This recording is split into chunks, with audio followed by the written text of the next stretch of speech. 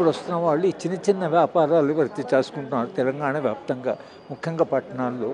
వాళ్ళు పూర్తిగా చితికిపోయే పరిస్థితి వచ్చింది. అంటే ఒక పెద్ద పెట్టుబడికి, తర్వాత ఒక అంటే దేశవ్యాప్తంగా బలంగా ఉన్నటువంటి ఒక కమ్యూనిటీ, మార్వాడి కమ్యూనిటీకి ఇక్కడ ఉండే చిన్న చిన్న వ్యాపారస్తులు ఎవరైతే ఉన్నారో వీళ్ళకి మధ్యన ఒక ఘర్షణ వచ్చింది. ఆ ఘర్షణే ఇవాళ మనకి సంఘటనలో తెలుస్తుంది.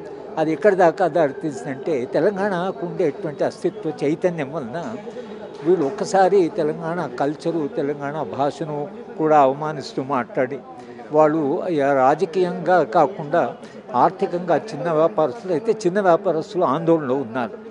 వీళ్ళ ప్రవర్తన చూసి ఇంకా వీళ్ళు చాలా ముందుకు వెళ్ళేటట్లుగా ఉందనేటువంటిది వలన ఇవాళ వాళ్ళు ఏమంటారంటే చిన్న వ్యాపారస్తులను ఎట్లా కాపాడతారు.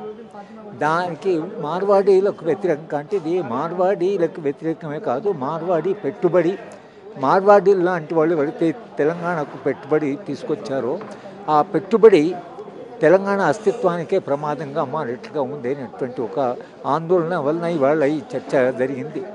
మార్వాడీలు కూడా ఒకవేళ వాళ్ళ వ్యాపారాలు వాళ్ళు చేసుకోవచ్చు, కానీ వాళ్ళు ఆ ప్రాంతానికి వచ్చినప్పుడు ఆ ప్రాంతాన్ని గౌరవించడం, ప్రాంతం వాళ్ళని గౌరవించడం, ప్రాంతంలో ఉండేటువంటి వ్యాపారం గౌరవించడం, అవి గౌరవించకపోతే తెలంగాణ ఉద్యమం ఎప్పుడైతే జరిగిందో తెలంగాణ ఉద్యమం లాంటి ఉద్యమాలు మళ్ళీ వచ్చేటువంటి ఒక ధోరణి మనకు కనిపిస్తుంది.